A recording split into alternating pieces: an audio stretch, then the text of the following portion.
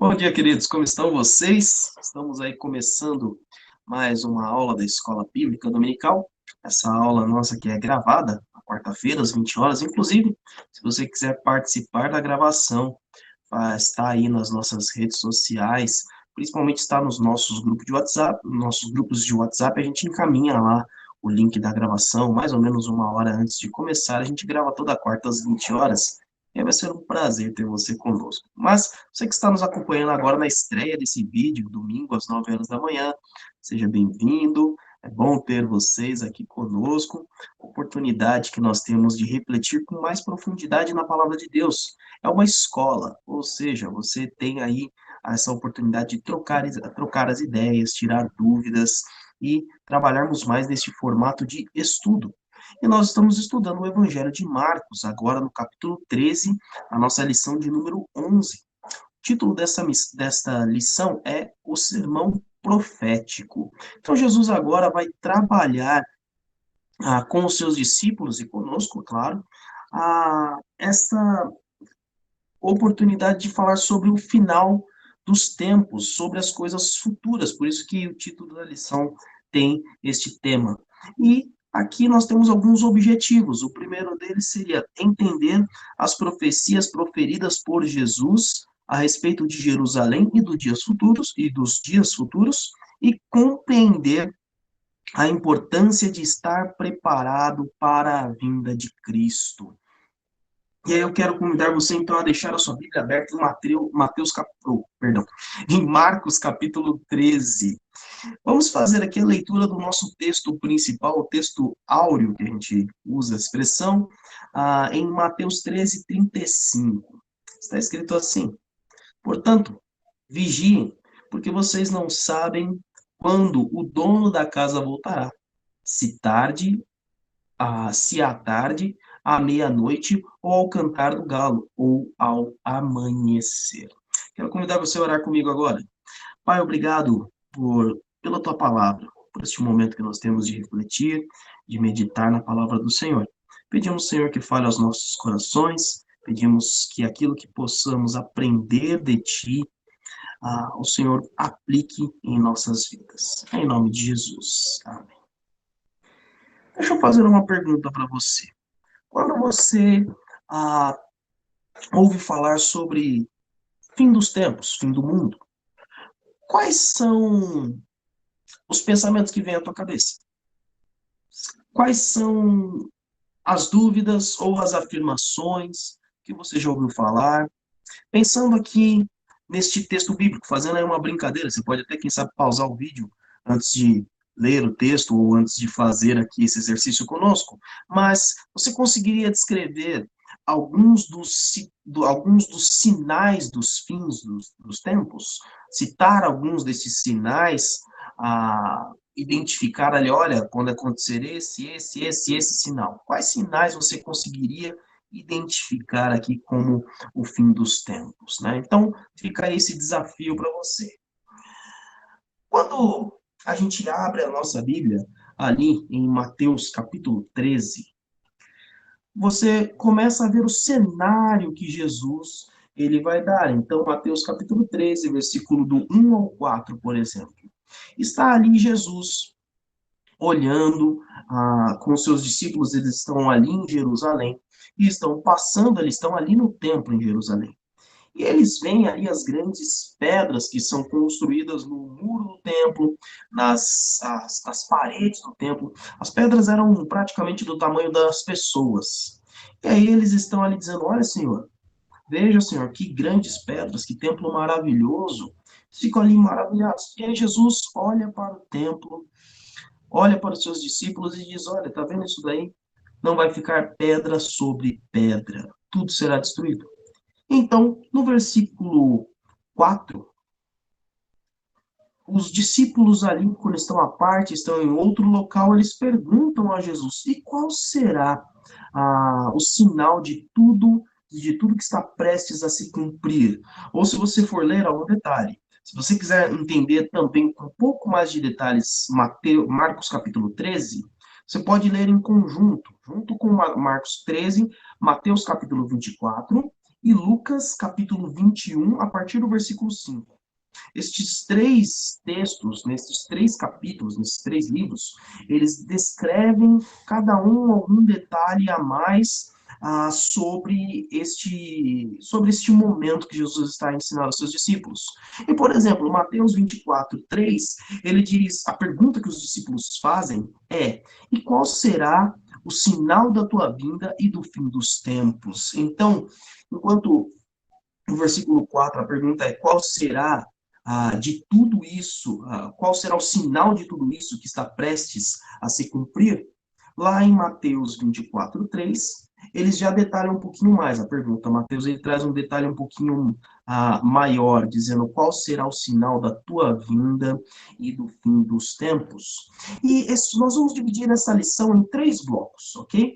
Nós vamos falar sobre os sinais do fim dos tempos, o cuidado com os falsos mestres e vivendo a espera da volta de Cristo. Então, são esses os três pontos que nós vamos trabalhar nesta lição. E aí eu quero detalhar com vocês, então, primeiro, os sinais do fim dos tempos. E aí nós vamos descrever aqui cada um deles, narrando aqui a partir do versículo 5 e caminhando, por enquanto, até o versículo 13, tá bom? Então, nós vamos trabalhar agora do versículo 5 ao versículo 13, mas aqui eu não vou fazer a leitura. Tá? Essa leitura eu deixo para você fazer na sua casa, para você fazer durante a semana. O que nós vamos fazer aqui é um exercício de observar em cada um deles, em cada um desses textos, quais são os sinais do fim dos tempos. Então, o primeiro está colocado ali no versículo 6, porque Jesus diz que virão falsos cristos. Então ele diz: muitos virão em meu nome, dizendo sou eu, e enganarão a muitos. Então, você tem este primeiro ponto, onde as pessoas estão ali justamente fazendo essa indagação. Olha, virão pessoas se passando por Jesus. E este é um dos sinais.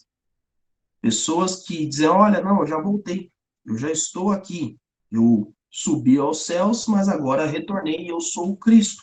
Jesus dá este primeiro sinal. O segundo sinal está lá no versículo 7, onde ele diz, e quando ouvirem falar de guerras e rumores de guerras, não tenham medo. Então, esse é um outro ponto. Bom, se você pensar ali nos tempos de Jesus, eles tinham ali um constante estado de guerra. Você tinha dentro do Império Romano um sentimento de paz, mas como funcionava esse sentimento de paz? Você tinha o domínio do império sobre vários reinos. Esses reinos, você não tinha um reino romano em todo o império. Não, era uma aglomeração de vários reinos, de vários povos, de várias culturas totalmente diferentes. Se fosse falar assim, onde que estaria o reino romano? Estaria ali na Itália. Ali na Itália e não toda ela. Né? Mas boa parte da Itália seria este reino, seriam ali onde estão os romanos de fato.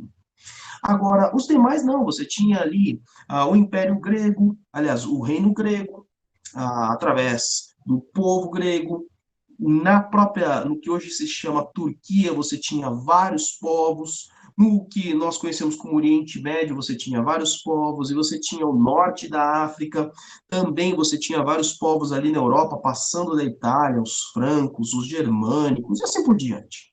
Muita gente diferente, e você então não tem uma unidade. A paz se dava simplesmente com o poder militar. Roma estava dizendo o seguinte: olha, nós dominamos sobre vocês, nós somos os senhores de vocês, e se vocês reagirem, a gente vai lá e arrebenta com vocês. Nós acabamos com a terra de vocês. Então, para vocês viverem em paz conosco, vocês pagam o imposto, pagam os tributos que a gente cobrar de vocês. Quando chamarmos ali para vocês defenderem a região, vocês estarão ali também defendendo de outros povos. O que acontece? Em todas as fronteiras do Império Romano, você tinha guerras ou rumores de guerras.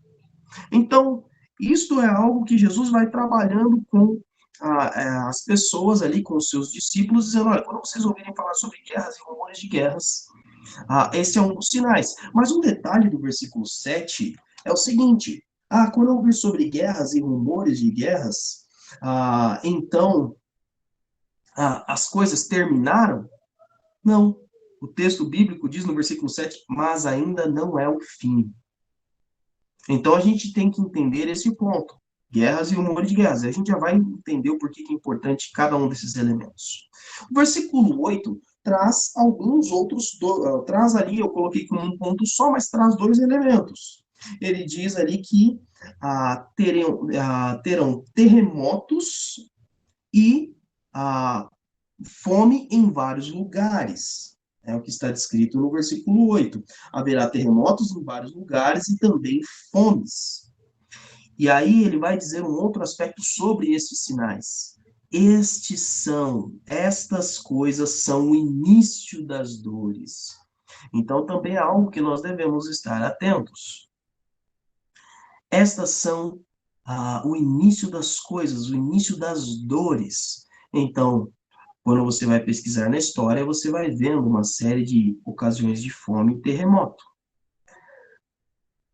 O versículo 9 traz ali mais um sinal que Jesus nos dá.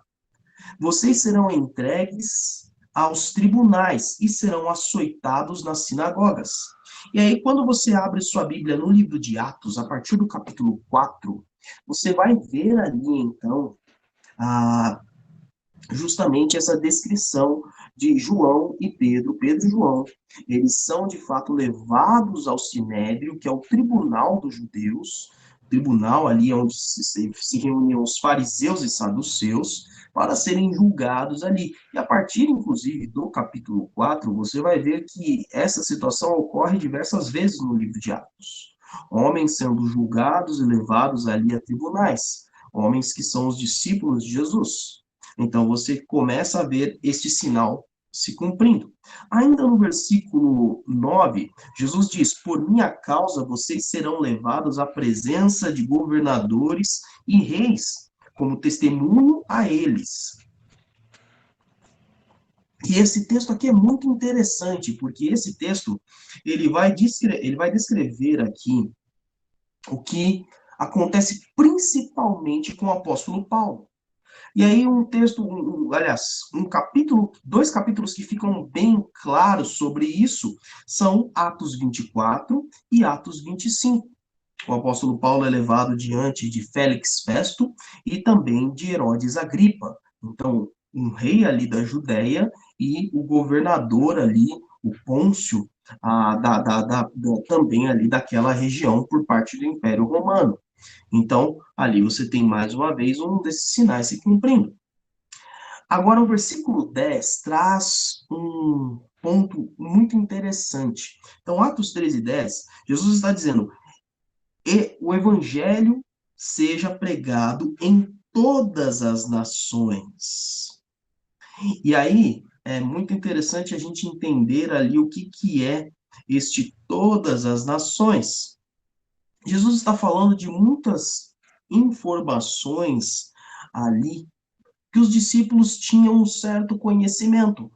As nações do mundo conhecido ali não eram muito extensas, eles conheciam boa parte, praticamente toda a Europa, quem sabe os países mais ao norte, como hoje nós conhecemos como Finlândia, Noruega, pode ser que eles não conhecessem, porque eram regiões de difícil acesso, conheciam quase que metade da Ásia, não a Ásia toda, até a Índia, mais ou menos até a Índia, ou seja, boa parte ali, metade da China, Japão, ou as ilhas que estão ali chamados os tigres asiáticos, a maioria não conhecia, conheciam metade da África.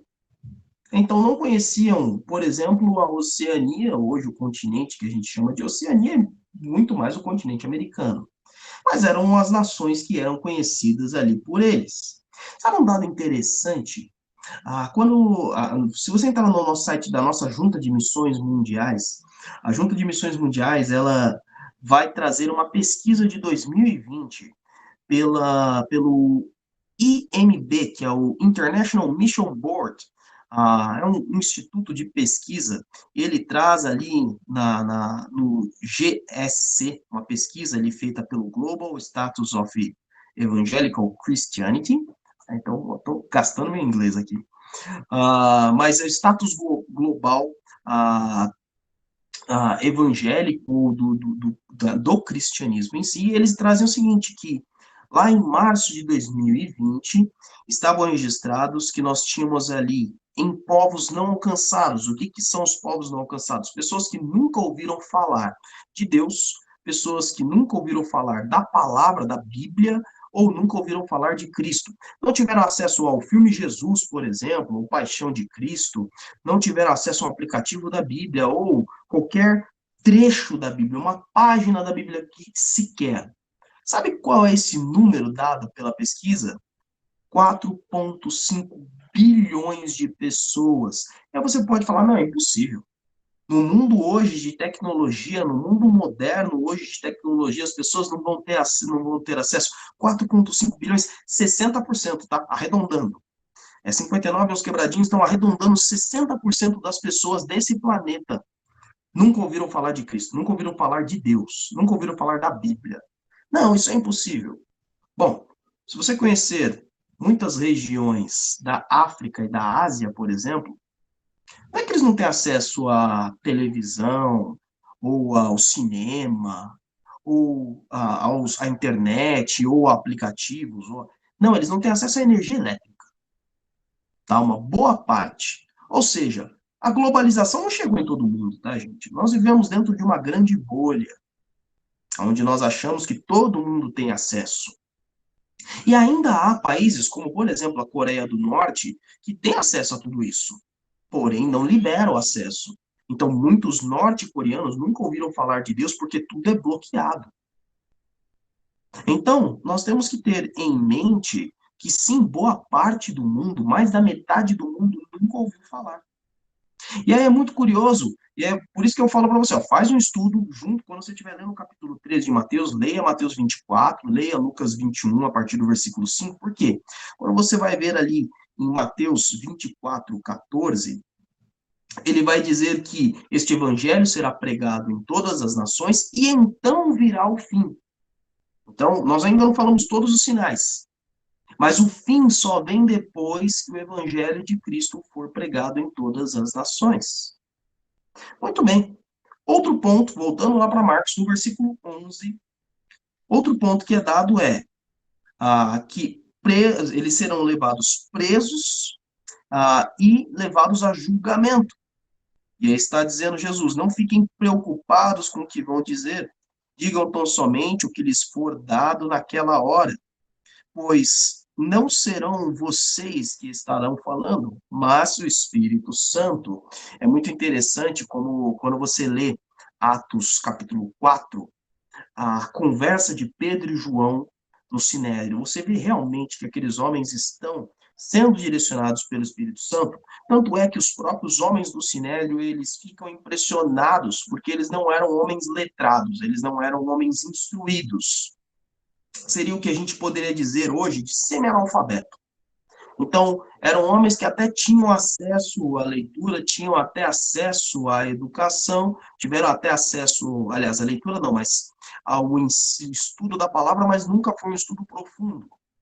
Por isso que eles eram chamados de iletrados. E estes homens ali, eles dizem a um determinado momento do Sinédrio, nós não podemos deixar de falar do que temos visto e ouvido. Então, você vê de fato que esses homens, quando estão sob pressão, eles têm a direção do Espírito Santo. Olha, muita gente quer enfrentar, aliás, muita gente quer estar cheio do Espírito, quer que o Espírito fale através dele, mas muita gente não quer estar sob a pressão que esses homens estavam. Querem estar cheios do Espírito num momento tranquilo. Por exemplo, o que eu estou vivendo agora. Eu não sinto nenhuma pressão ao falar pela internet. Enquanto eu estou falando aqui, ninguém vai vir à minha casa me prender. Quem sabe se eu estivesse em outro país, um país onde o evangelho é perseguido.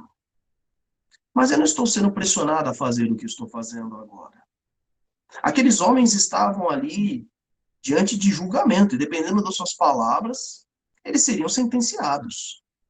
Quando você vai ver, então, em Atos 24 e 25, Paulo vai conversando com a Félix Festo e o rei Agripa, e Festo diz a ele: olha, Paulo, por pouco você não me persuade, quase você me persuade, por pouco você não me persuade a me tornar um cristão. Então, nós temos que observar que este é um dos sinais do fim dos tempos, que eles seriam presos, eles seriam levados a julgamento, mas o Espírito Santo falará, falou através deles. Um outro sinal, agora no versículo 12, está dizendo o seguinte, versículo 12, o irmão trairá seu próprio irmão. Aqui a gente está falando de gente de sangue, gente da carne. O irmão trairá seu próprio irmão, entregando-o à morte, e o mesmo fará o pai a seu filho. Filhos se rebelarão contra os seus pais e os matarão. E, de fato, quando você vai estudar a história da cristandade, principalmente depois do período bíblico, você vai ver que realmente famílias se entregavam. Aqueles da casa que se convertiam a Cristo, os pais entregavam os filhos entregavam os pais, irmãos a outros irmãos, às vezes por ódio, às vezes por interesses de herança e assim por diante. E isso não mudou. Quando você está em países como a China, por exemplo, aonde ser um cristão, aonde adorar a Deus, viver com, se reunir como igreja é um crime, os cidadãos ali, eles estão sempre atentos e podem fazer uma denúncia. Na Coreia do Norte, se você não fizer a denúncia, você é preso como cúmplice e vão os dois para execução. Se você for em países africanos que tem ali o tribalismo, né, as divisões tribais muito fortes, e boa parte da África é assim, tribos, pessoas que se convertem numa tribo, uma tribo que às vezes está ali com as religiões de feitiçaria, ou até com o Islã, ou os dois, pessoas que se convertem, elas são expulsas da sua tribo, elas são espancadas pelos seus familiares ou pela tribo inteira. Então, essas coisas continuam a acontecer em pleno século XXI. Isto aqui é um dos sinais do fim dos tempos. O versículo 3, por sua vez, perdão, deixa eu ler na minha versão. Todos odiarão vocês por minha causa. E aqui, então, você vai ter um ódio ao cristão. E aí você pode até me dizer, pastor, isso aqui já acontece. Olha, eu posso dizer o seguinte a você, isso já aconteceu. Principalmente do primeiro século ao terceiro século. Então, quase 400 anos. Por quase 400 anos, os discípulos de Cristo foram odiados por serem seguidores de Cristo. Então, por quase 400 anos, isso aconteceu de uma maneira geral, de uma maneira generalizada. Hoje, isso acontece sim, mas não em países como o Brasil, Estados Unidos. Pode acontecer numa região, num bairro, numa família, numa casa, quem sabe até numa cidade inteira. Mas não da forma com que Jesus descreve. Isso acontece com certeza em vários países, alguns dos que nós citamos aqui. Mas não de uma maneira geral. Agora Jesus está dizendo, isso vai voltar a acontecer. Aquele que realmente é discípulo de Cristo, ele de fato será odiado em todo o mundo. Então isso vai voltar a acontecer, isso já aconteceu e vai voltar a acontecer. Quero fazer apenas um resumo referente aos versículos 14 a 20, porque eles são um outro sinal. Então, ali em Marcos 13, do 14 ao 20, vai falar sobre a destruição de Jerusalém. E ali, então, lembra quando Jesus falou lá no do versículo 1 ao 3, dizendo que tudo seria destruído, que não ficaria pedra sobre pedra? sobre o templo, isso acontece no ano 70 depois de Cristo. Há uma revolta ali do povo de Jerusalém, organizado principalmente pelo partido, pela facção dos Zelotes. Você lembra que Jesus tinha um discípulo chamado Simão o Zelote? Pois é, esse discípulo, ele foi colocado, este o Zelote era apenas para identificar, isso não é um sobrenome. É como, por exemplo, Nicodemos, o fariseu. Então, era de qual facção ele era, certo? E os zelotes eram pessoas mais radicais, eles não toleravam o Império Romano, eles não toleravam o domínio romano. E ali eles incitam, então, uma rebelião contra o Império, e aí vem o general Tito, não confunda com o pastor Tito, que está ali na carta de Paulo a Tito, mas o general vem no ano 70 e destrói o templo, destrói Jerusalém, tanto deixando somente hoje o Muro das Lamentações, que os especialistas identificam como a parte de trás do muro do templo lá de Jerusalém. Então, inclusive, se você quiser saber olha o tamanho dessas pedras que os discípulos falam a Jesus, são aquelas pedras lá. E você realmente vai ver o tamanho, que eram pedras realmente gigantescas. E este também era um sinal do fim dos tempos. Então, do versículo 14 ao 20, Jesus fala sobre a destruição dessa cidade, como foi naquela época, como foi naquele período, pelo menos 40, em média, aí 40 anos antes disso acontecer. Tá? Falei, então, sobre diversos sinais, do versículo 6 ao versículo 13, e aí, resumindo, o versículo 14 e 20. Então, a minha pergunta é, temos aí alguns alunos participando conosco, desde quando? Então, eu já estou dando uma dica. Desde quando começaram os sinais do fim dos tempos? Então, aí você que está participando conosco, abre o teu microfone e fala. Não precisa esperar, não precisa levantar a mão, não. Já abre e fala. Desde quando começaram os sinais do fim dos tempos? Pode falar. Eu diria que seria desde a subida de Jesus, porque ele disse: eu vou subir e vou descer, e virei para buscar vocês. Mais alguma opinião?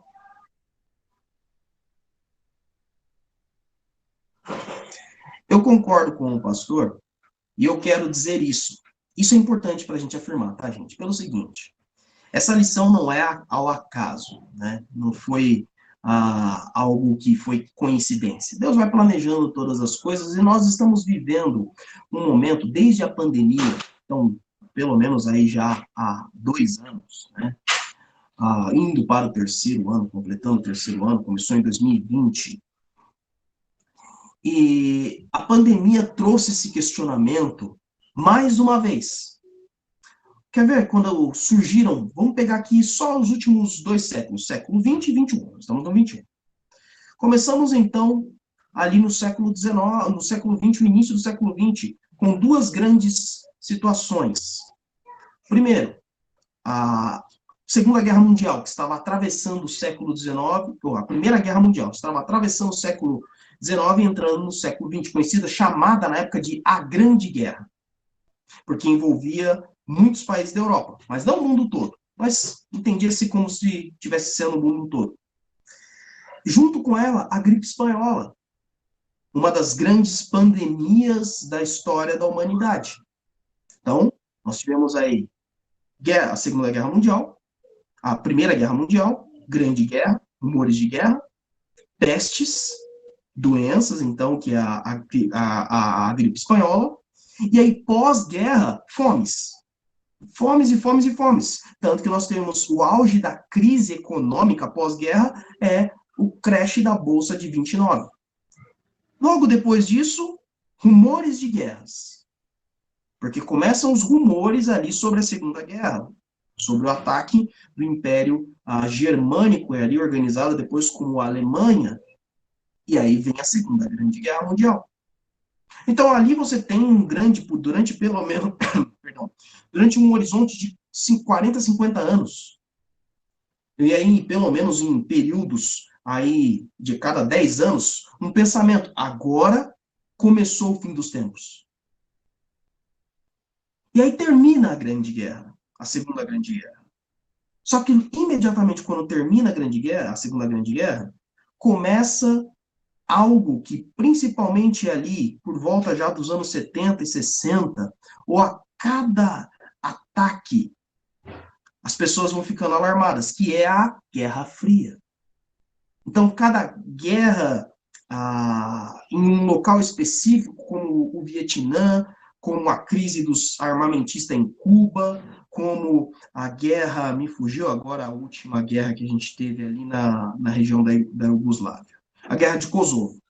A guerra de Kosovo. Então, toda vez que tinha uma grande ameaça iminente entre União Soviética e Estados Unidos, voltava-se também essa informação, é o fim dos tempos, década de 80, esse termo foi muito trabalhado. E aí, mais uma vez, se esqueceu, parou-se de falar disso nas igrejas, nos púlpitos, nos anos 90 e nos anos 2000. E anos 90 e anos 2000 eu me lembro bem, porque eu nasci em 87, então, final dos anos 90 eu me lembro das pregações, nos 2000 com certeza, porque foi o início da minha adolescência e da minha juventude. Também aí, 2010, a segunda década, né? Nós já estamos na década de 20. Aliás, estamos começando a década de 30, né? Do primeiro século dos anos 2000. Bem, agora com a pandemia volta-se esse discurso. Porque nós temos mais uma vez peste. Nós estamos tendo guerra. Isso se intensificou agora com a guerra na Ucrânia. Só que você sabia que estão acontecendo pelo menos 28 guerras junto com a guerra da Ucrânia em outros países? Então, o que eu estou querendo dizer com isso, queridos? Os sinais dos fins dos tempos, como disse o pastor Salovi, começaram quando Jesus subiu aos céus. Se você vai ler os capítulos, então, no capítulo 4 de Atos, Jesus ascende aos céus no capítulo 1. Capítulo 2 são as pessoas ali cheias do Espírito Santo e a pregação. E ali, então, de fato, a instauração da igreja, o crescimento da igreja. Capítulo 3, um sinal que os apóstolos fazem no templo. Capítulo 4, Pedro e João vão para o Sinédrio. Um dos sinais que é dado aqui. E Atos inteiro vai dando todos os sinais que nós discutimos aqui. E logo próximo, então, do término do livro de Atos, ali, quem sabe, 20 anos depois, 10 anos depois, a destruição de Jerusalém. Então, nós estamos vivendo há 2000 anos os sinais dos fins dos tempos. Uma das coisas olha, Jesus ele fala, e esse é um versículo, vou trazer uma polêmica. Jesus fala no versículo 30 de Marcos 13, eu lhes asseguro que não passará esta geração até que todas as coisas até que todas essas coisas aconteçam. E aí você fala, oxe, mas espera aí. Então Jesus tinha que ter voltado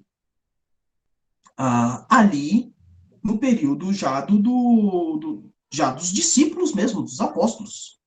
Inclusive, algumas igrejas, a carta aos Tessalonicenses, a primeira e a segunda, é escrito nessa temática.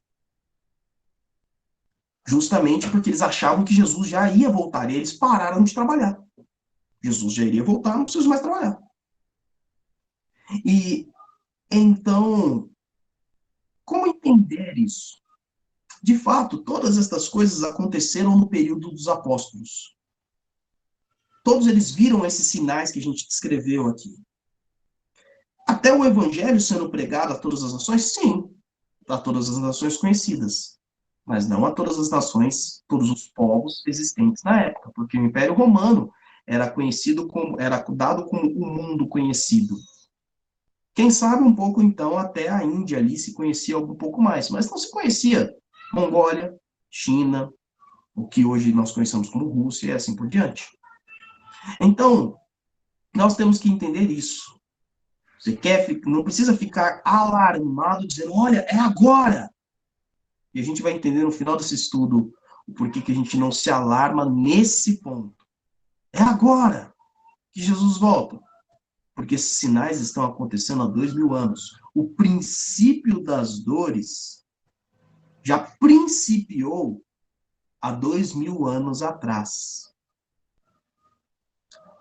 E aí, então, a gente tem um ponto para começar a trabalhar o segundo tema da nossa lição. O segundo tema de nossa lição aqui são o cuidado com os falsos mestres. Aí eu quero convidar um dos alunos para ler aqui comigo. Leia para mim Marcos, capítulo 13, versículo 21 a 23. Marcos 13, versículo 21, 22 e 23. Quem achou pode ler, por favor.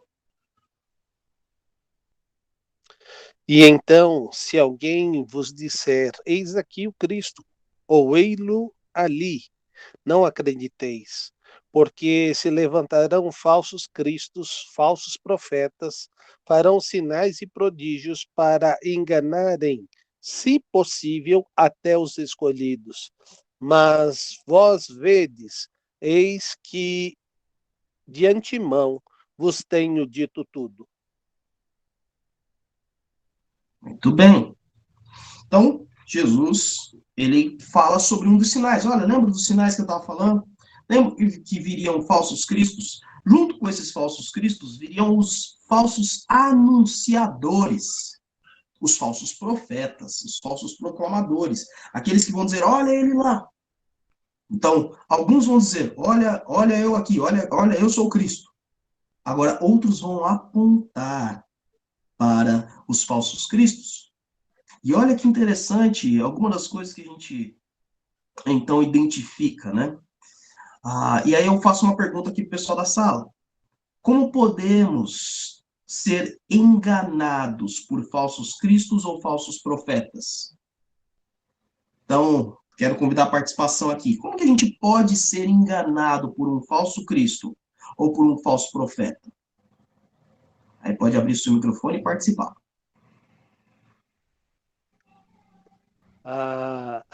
Vou usar a sua explicação de como se descobre a moeda falsa. Não se descobre a moeda falsa estudando falsificações. Se conhece a falsa moeda estudando a moeda verdadeira. Você vai conhecer, à medida que conhece a Cristo, você terá o discernimento do Espírito para saber sobre os falsos mestres e sobre a falsa palavra, porque você medita na palavra dia e noite. Pastor adiantou um trecho que a gente ia falar. Eu queria primeiro ser enganado. Não descobrir como desengana. Quero ser enganado primeiro. Pelo seguinte, gente. É um tanto quanto óbvio. Se você conhece o verdadeiro, como o pastor Salvi Júnior falou aqui, dificilmente você vai ser enganado por algum charlatão, algum bobão. Vamos falar desse jeito mesmo, algum bobão, falando, eu sou Cristo. Aí você fala, é nada, filho. Eu conheço um pouquinho. Eu assisti, não precisa nem ter lido a Bíblia. Eu vi um filme de Jesus, eu vi a Paixão de Cristo. Ou só o filme de Jesus ali, ó, o que o cara fazia. Faz um negócio daquele lá. Vamos ver se você faz um igual. Então, a gente não é enganado simplesmente por alguém falando, eu sou o Cristo. As coisas são muito mais sutis. Olha só uma das coisas que ele fala aqui. Realizarão sinais e maravilhas. E ele está dizendo que, se possível, enganarão alguns dos eleitos, ou seja, alguns dos discípulos de Jesus. Então a gente já tem um ponto aqui. Não é qualquer charlatão. E hoje se tornou um pouco mais sutil, tá?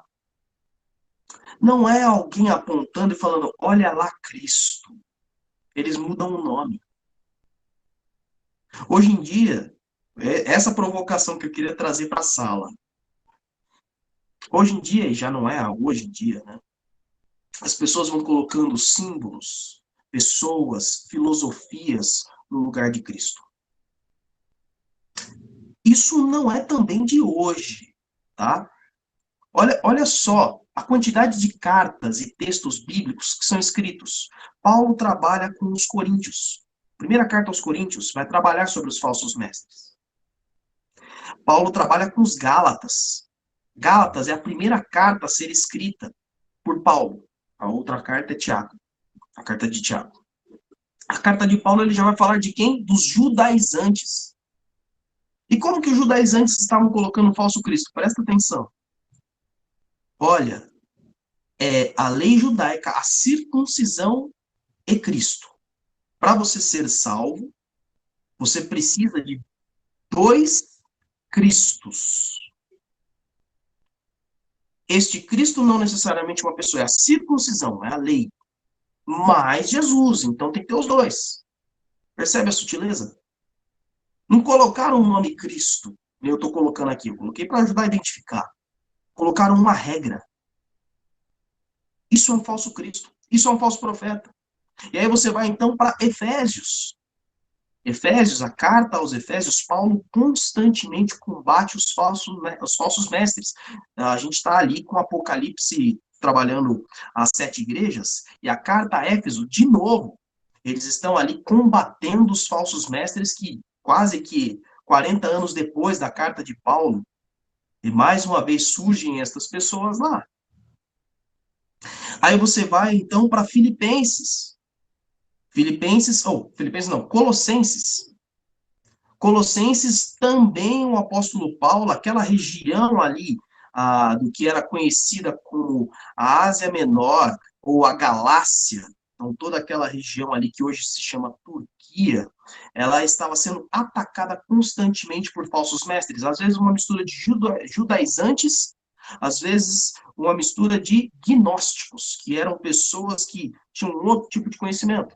Aí você tem a primeira carta de João, em especial ali o capítulo 3, que vai combatendo, capítulo 3, capítulo 4, que vai também combatendo falsos mestres. E são, novamente, pessoas que estão dizendo, olha, Jesus não veio em corpo, Jesus veio só em espírito, então o derramar do sangue dele não aconteceu de fato na cruz, porque era um espírito. De novo, um falso Cristo. E aí você tem Apocalipse capítulo 2. Apocalipse capítulo 2, quando está falando ali de 4 igrejas das 7, 3 vezes falam sobre falsos mestres, falsos ensinos, falsas doutrinas. De novo, falsos cristos. E é claro, aí você conhece o livro de Apocalipse que fala, então, do anticristo, que é, quem é o anticristo? Não é alguém que apenas fala contra Cristo, é alguém que quer tomar o lugar de Cristo. E aí você tem a grande figura do anticristo aparecendo ali através das 2 bestas, né? Então ali você tem 2 figuras e você tem também o falso profeta das bestas. Ou seja, gente, a gente tem que ficar muito atento nisso. Jesus está dando o sinal dos fins dos tempos e está dizendo, olha, vai ter muito seguidor meu que vai ser enganado. E não vai ser enganado por bobagem. Vai ser enganado por falsos ensinos. Falsos ensinos dentro da igreja. Pessoas que estão no púlpito, homens e mulheres, que estão ali, Jesus vai descrever que são homens em pele de ovelha. Eles se parecem com os discípulos. Eles falam como os discípulos. Eles até fazem sinais como os discípulos. Mas eles só têm a pele, a aparência. São, por dentro, lobos devoradores. A minha pergunta a você é, você está atento? E aí, então, o pastor Salvi adiantou, acabou com a surpresa, né? Como que eu vou, então, saber, como eu deixarei de ser enganado? Aqui conosco, por exemplo, estudando a Bíblia, é uma das formas. Você vai conhecer a Cristo. Eu digo, é uma das formas, porque é uma das pequenas formas. Por quê? Estamos fazendo isso por cerca de 1 hora, uma vez por semana. Sabe quantas vezes você é bombardeado por semana sobre falsos cristos e falsos profetas? Pega aí o tempo que você dorme, desconta o restante das horas que você está acordado. Você acha que 1 hora por semana vai ser o suficiente para você identificar alguém que está maquiando Cristo, que está disfarçando? Não vai, querido. Para que serve o ensino da palavra de Deus através das pregações, através das aulas da escola bíblica, por exemplo? Eles são para apontar aquilo que você pode fazer durante a semana. Então, durante a semana, eu vou conhecer a Jesus, eu vou ter um relacionamento com Jesus. Toda aquela pessoa que você deseja conhecer mais, você tenta se aproximar daquela pessoa e se relacionar mais. Então, por exemplo, você quer ter um relacionamento melhor com um colega de trabalho, porque quem sabe você gostou dessa pessoa, faz bem, ou até quem sabe você tem um interesse em crescer um pouco mais. Você está estudando, você está na faculdade, você quer, às vezes, conhecer um pouco mais da matéria, quem sabe ter uma indicação. Eu, quando estudei marketing, uma das coisas que a gente fazia era se aproximar dos professores, para quem sabe os professores nos indicarem para uma empresa na área de marketing, porque é uma área difícil de você entrar. Então, a gente fazia isso. E aí os alunos, os professores naturalmente já tinham isso, assim, os alunos que tinham o melhor desempenho, demonstravam mais interesse, eles indicavam. Então, a gente tinha que ter o quê? Relacionamento. Não bastava só o seu melhor aluno, tinha que ter um relacionamento. Então, não é só, você não vai ser só estudar e ler, você vai ter relacionamento. Você vai conversar com Deus. Você vai colocar em prática e testar aquilo que você está aprendendo. E Deus vai se relacionando com você. E assim vai, um relacionamento não romântico, seu marido, sua esposa, seu namorado, sua namorada, você tem que conhecer mais características para, primeiro, conquistar ele ou ela, e depois para manter o relacionamento. Né? Senão não tem casamento, senão não tem namoro, não tem casamento, e depois não mantém o casamento. Você, de fato, precisa fazer aquilo que o pastor nos indicou aqui. Conhecer o verdadeiro. E uma vez que você conhece o verdadeiro, nada do que é falso te engana.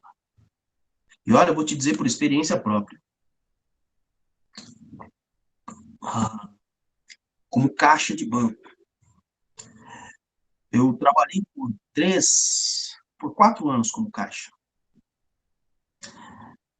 Qualquer nota falsa que eu peguei na mão nunca me tapeou. De fato, não. Teve uma vez que eu levei um prejuízo ali de uma nota falsa, porque ela estava dentro de um bolinho, e era um bolinho grande. Aliás, eu não levei o prejuízo porque era uma quantidade enorme que a gente colocou na máquina, e a máquina que a gente tinha não identificava as notas falsas, ela só contava, era só uma contadora. Como era uma quantidade muito grande, ela entrou pro prejuízo ali, mas todas as vezes, a gente pegava, às vezes, 60 mil reais, contava os 60 mil reais na mão. Como a gente conhecia muito bem a nota verdadeira, então a gente, dificilmente, eu mesmo nunca tomei um prejuízo de nota falsa. Todas as que passaram pela mão. Porque a gente conseguia, sentia no papel, via na aparência, e assim por diante. Tinha vários sinais. Quando você conhece o verdadeiro, jamais o falso vai te enganar. Diga, pastor.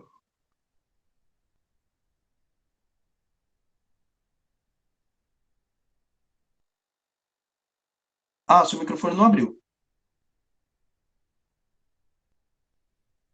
Agora abriu. Quando Jesus foi levado ao deserto para ser tentado, toda a sua resposta foi pela palavra. Muitas vezes as pessoas entendem que conhecer a Cristo é pelo que ouviu dizer sobre Cristo. Os bereanos são exaltados na palavra porque tudo que alguém falava, eles conferiam na Bíblia. Então, quando o pastor Cristiano está dizendo conheça a Cristo, é conheça a palavra de Deus. E conhecendo a palavra de Deus, o Espírito de Deus vai guiar a toda a verdade. O Espírito de Deus nos dará o dom do discernimento, mas o discernimento será pela bagagem que nós temos em nós. não vai brotar um conhecimento que nunca nós tivemos. Então, nós temos que ter em mente que conhecer a palavra de Deus é algo fundamental. Em Salmo 119 diz: escondi a tua palavra no meu coração, para eu não pecar contra ti. Então, quanto mais da palavra dentro de você, mais alertas serão acesos para que você não seja um dos levados pelos enganadores. Muito bom, pastor. Muito obrigado. É um dos pontos, por exemplo, se você é antigamente, né? Isso é do tempo dos meus pais, pastor Salovir e irmã Emilson são os meus pais. Tinha a musiquinha que eu acho que já era do tempo dos pais dele, né? Que é a música do Domingueiro. Né, aquele que estava lá, não é do tempo não é do tempo do foi da avó, né? Só tomou conhecimento no coral jovem, que foi pelo Roger Cole. Então é do meu tempo, não dos pais. Do seu tempo. Não é do seu tempo, do tempo dos seus avós, dos seus pais, não, né? Não, então, é só do meu tempo. Mas já faz um tempinho. Já faz um tempinho. A juventude ali já passou faz uns 30 anos, 40. Né? 40 da época que o senhor se tornou jovem, né? Mas beleza. Que era domingueiro, nunca queira ser, diz a letra. E aí, provavelmente você tem uma cultura de domingueiro. Não, pastor, eu escuto mensagem agora com a internet, eu escuto mensagem a semana toda. Não, querido, você entendeu o que o pastor falou? Você conhece Cristo de ouvir falar? De alguém estar falando para você? É bom que você tenha homens de Deus, mulheres de Deus, falando da palavra de Deus a você. Mas eles estão apontando. Eles estão dizendo, olha, sobre tal assunto, a palavra de Deus faz isso. Conhece mais disso aqui? É só a entrada. Você aguenta o dia inteiro comendo só a entrada, só a salada? O dia inteiro. Trabalhando. Não aguenta. Você perdurar isso daí, não aguenta. Então, a palavra, o arroz, o feijão, a substância, a proteína, você vai ter buscando na sua vida, individualmente, diariamente. Não conheça Deus só de ouvir falar.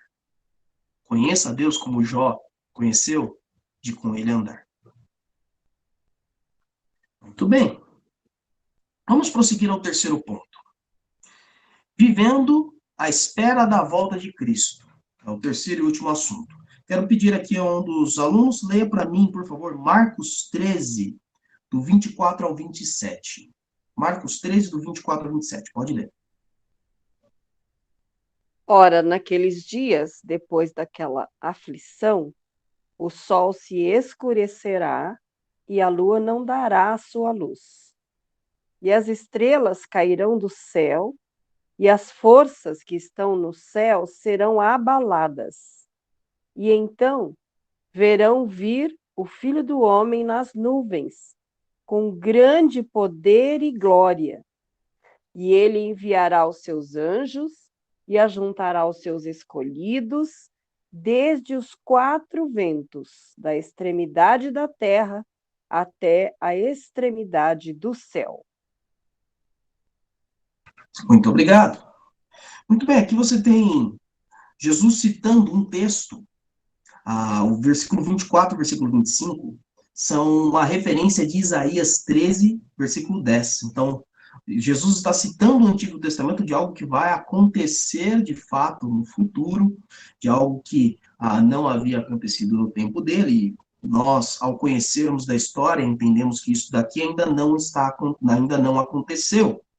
E ainda você tem uma outra narrativa. Então, olha só, Isaías, 600 anos antes de Jesus, falando desse trecho, Isaías 13, 10, Jesus falando agora, e aí você vai ter quase aí 60 anos depois, João escrevendo o livro de Apocalipse no capítulo 6. Se você ler ali o versículo 12 ao versículo 14, você tem exatamente esse recorte que Jesus fala, só que com mais detalhes. Então, depois eu recomendo, leia lá, Apocalipse 6, do versículo 12 ao versículo 14. Isso acontece após a abertura do sexto selo. E ali, então, você tem este sinal de que, aí agora sim, o versículo 26 de Marcos 13, que a gente acabou de ler aqui, é a vitória final, a volta em esplendor. Então se verá o Filho do Homem vindo nas nuvens com grande poder e glória. Por isso que, quando você conhece o texto bíblico, não dá para dizer que Jesus, que veio um falso Cristo, do jeito que a gente comentou, de um jeito bobo. E nem dos jeitos mais elaborados. Tem, de fato, poder e glória descendo do céu. Gente, quando você vai ler, por isso, leia versículo 20, o capítulo 24 de Mateus, leia Lucas 21, para você ter mais detalhes, porque está dizendo, todo olho vai ver. Nem todo olho está vendo, vai estar vendo esse falso Cristo, essa falsa doutrina. Isso não tem o poder e a glória de Cristo, isso não desce das nuvens, não desce do céu. Quando você vai ler Atos, capítulo 1, Jesus está subindo aos céus e está todo mundo olhando, literalmente, todo mundo olhando para cima. Enquanto eles estão olhando para cima, aparece na frente deles dois anjos, eles chamam a atenção, todo mundo olhando para cima. E aí eles chamam varões galileus, homens da Galileia. Aí eles abaixam o cabelo, oi? Né? Olham para baixo e aí falam, desse mesmo Jesus que vocês viram subir, assim vocês verão ele descer. Então, Jesus volta na sua vitória final, ali, quando eu digo vitória final, é o ponto final, acabou, não há mais ato de maldade, não há mais a permissividade, acabou. A vitória final, ele volta em esplendor. Diga, pastor.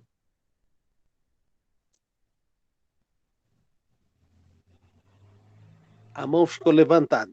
Tá bom. A gente está usando o Google Meet para fazer a gravação, e aí fica com esse recursozinho, eu só vi agora que a mãozinha estava levantada. Então tá bom. Agora, sabe umas coisas interessantes? Então, Jesus ele está dizendo sobre a sua volta, e não é de qualquer jeito, não é ele, vai aparecer aqui. Não, todo olho vai ver. Vem em poder e vem em glória. Vem de um jeito até diferente do seu nascimento, da primeira vinda, por exemplo. Porque dessa vez todos vão ver. Agora, você tem uma garantia sobre isso. Olha o versículo 30 e o versículo 31. Eu lhes asseguro que não passará esta geração até que todas estas coisas aconteçam. Os céus e a terra passarão, mas as minhas palavras jamais passarão. Vai passar o Império Romano e as guerras que estavam ao redor dele passaram. A peste negra que assolou toda a Europa e toda a doença e a fome que viria passou.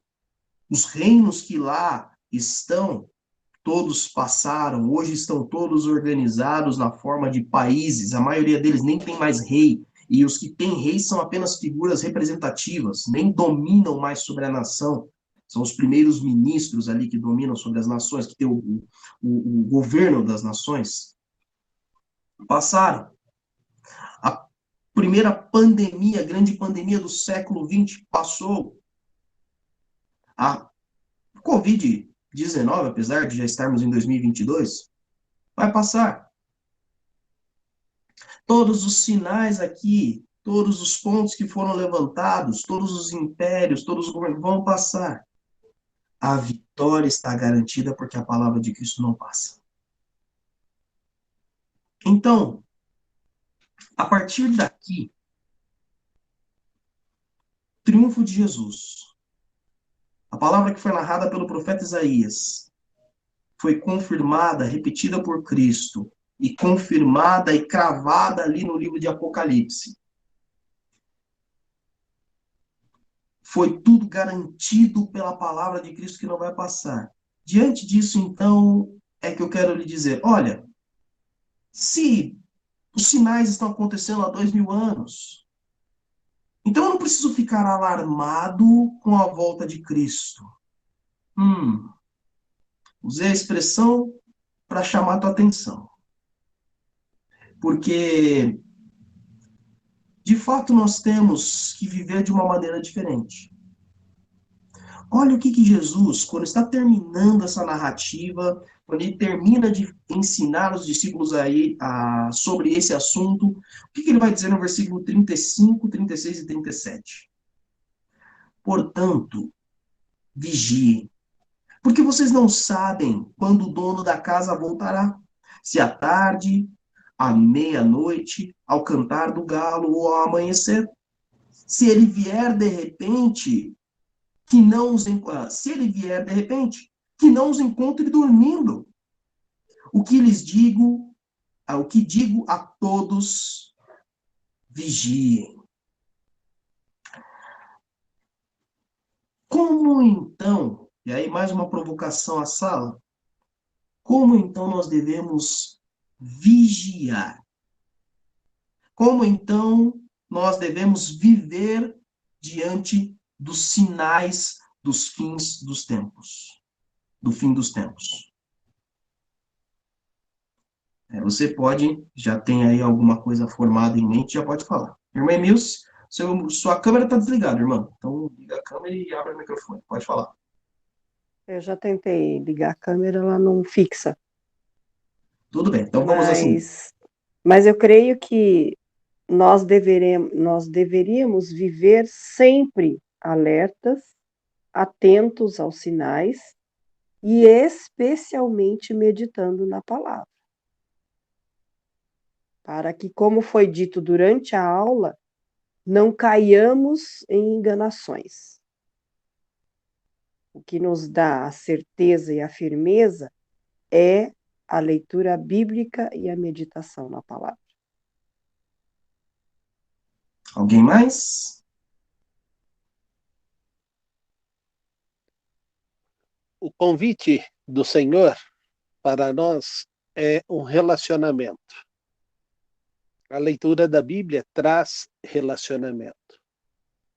Mas o aplicar da leitura à vida é que confirma o relacionamento. Muitas vezes a palavra de Deus é lida sem a devida atenção. Muitas vezes estamos lendo a Bíblia porque temos que ler, ou porque nós marcamos uma leitura, mas a leitura não está projetando em nossas vidas os novos ensinamentos. Um dos costumes que eu tenho na leitura da palavra de Deus é nós grifarmos os versículos. E no nosso culto doméstico, além de fazermos a leitura, nós falamos um para o outro os versículos que Deus falou nos nossos corações. E então sinalizamos esses versículos com um marca-texto para que eles fiquem gravados na nossa mente. No passado, cada encontro da pessoa com Deus era feito um altar. É lógico que eu não vou na sala da minha casa fazer um altar de pedras, estou saindo e caminhando, lá Deus fala, vou juntar mais um monte de pedras, não é isso. Mas o que Deus está querendo é que isso fique tão marcado na sua vida, e na minha experiência, o que tem acontecido é que, lendo o texto da palavra de Deus, em outros tempos e vendo o texto grifado, Deus me fala o que falou há anos atrás, mas revela uma nova verdade acrescida do relacionamento que eu estou vivenciando no tempo de hoje. Por isso que na Bíblia vai dizer, quando eu era menino, falava com as coisas de menino, discorria sobre as coisas de menino. Agora que me tornei homem, então falo com as coisas de homem e trato com as coisas de homem. O relacionamento com Deus mantém-se a mesma profundidade que vai ser. O grande problema é que, muitas vezes, a profundidade que nós tínhamos no início, que era quando vivíamos no primeiro amor, nós perdemos no decorrer do tempo. Então, na verdade, muitas vezes estamos correndo para voltar ao primeiro amor, que era quando tínhamos realmente aquela fome e sede de Deus em nossa vida. Mesmo na minha vida como um filho de pastor nascido na igreja, o meu primeiro amor foi uma característica ímpar. As pessoas dizem que quando a gente está na igreja, a gente não tem essa mudança, não tem a mudança de ter caído tão no pecado e desgraçado a vida. Nós não temos muito isso. O cristiano não tem isso porque foi meu filho. Eu não tive isso porque foi filho do meu pai. Nós nascemos num berço evangélico.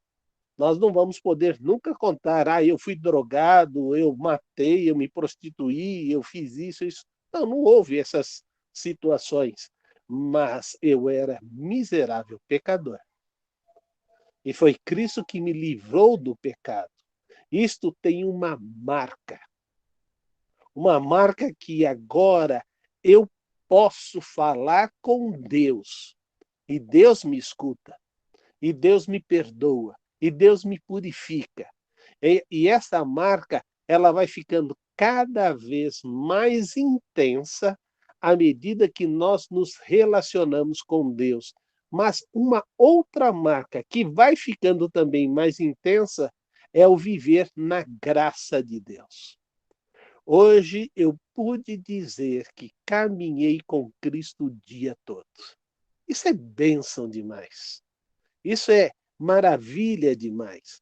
E este deve ser o alvo do caminhar do crente. Eu vou tentar ficar no dia de hoje o máximo em comunhão com Deus. E celebre esse tempo de comunhão que você ficou.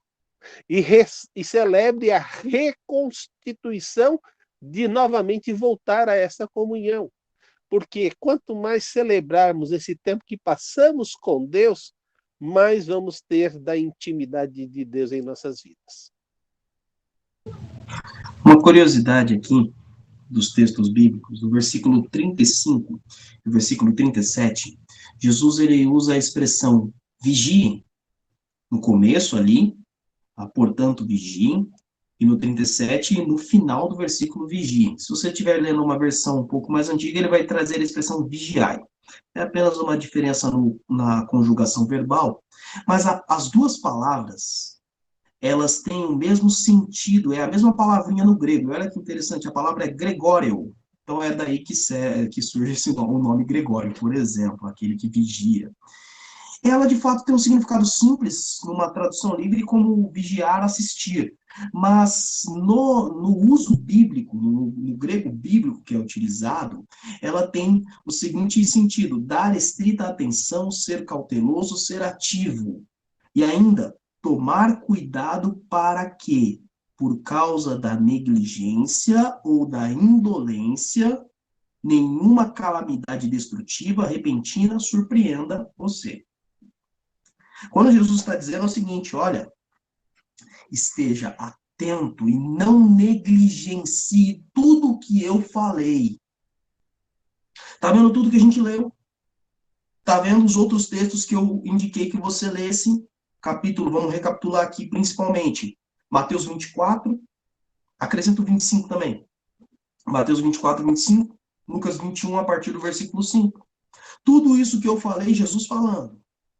Não negligencie. Não tenha a falta do dolo, a falta do cuidado responsável, do cuidado ativo. Esteja atento. E aí eu vou dar destaque a o pastor Salomir e a irmã Nilce já falaram de maneira bem clara, que é o se preparar contra os falsos mestres.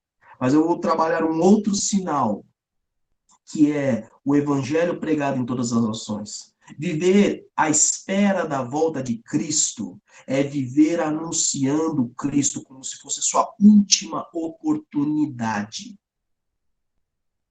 Porque daqui a 1 minuto Jesus volta. Mas, pastor, você não falou que os sinais já estão acontecendo há 2000 anos, então eu posso relaxar? Eu não disse isso. Querido, o que falta mesmo que eu comentei? O evangelho do reino ser pregado em todas as nações. Ah, mas para isso a gente precisa mandar pessoas a 4,5 bilhões de pessoas. Isso vai demorar muito. De fato. Mas quem é o Senhor do evangelho? Se Deus quiser usar o recurso humano, demora. E se Deus não quiser? E se Deus quiser visitar em sonho 4,5 bilhões de pessoas e apresentar o seu filho a eles? Ele já fez isso. Ele faz isso. Já compartilhamos isso em uma das mensagens sobre o mês do Ramadã, por exemplo. Então, Deus pode dizer, olha, agora acabou. Amanhã é o último dia. Daqui a um minuto é o último minuto. É estar atento a, primeiro, não ser enganado, não negligenciar aquilo que nós aprendemos. Diga, pastor, pode falar. Levantou a mão aqui. Pastor, já foi feito um cálculo que levaria 24 horas para que o evangelho pudesse ser pregado em todo o mundo. O irmão está falando de 7 bilhões e precisa ser alcançado 4. Então, nós estamos falando de 3 contra 4. Não é isso? Sim. Mais 3 ou menos. bilhões alcançados contra 4. Basta cada um falar para uma pessoa e o outro falar para 2. E o mundo todo será evangelizado em um dia. Então, cuidado. Deus pode colocar nos corações dos filhos falar a uma pessoa diferente ou a 2 pessoas diferentes e o mundo todo conhecerá a palavra de Deus, não em um dia, em menos de um dia, né? E se Deus quiser usar, ele usa. Ele usa uma mula e ele usa os seus filhos do jeito que ele quer, né? Então a gente tem que só entender que o maior privilégio que eu tenho é dar o maior presente que eu recebi a uma pessoa. Se você nunca teve a experiência de falar de Cristo a uma pessoa e ela aceitar a Jesus Cristo como Salvador, e você começar a ver ela crescer, é mais agradável do que você acompanhar o seu neto, a sua neta, como hoje eu tenho o privilégio. Ver uma pessoa salva porque você foi instrumento nas mãos de Deus para levar a mensagem a ela. E isso já aconteceu centenas e centenas de vezes na minha vida. E como eu fico feliz quando eu encontro os meus filhos na fé. Hoje, falei com uma pessoa que não falo há quase 7 anos. Ela não escuta minha voz.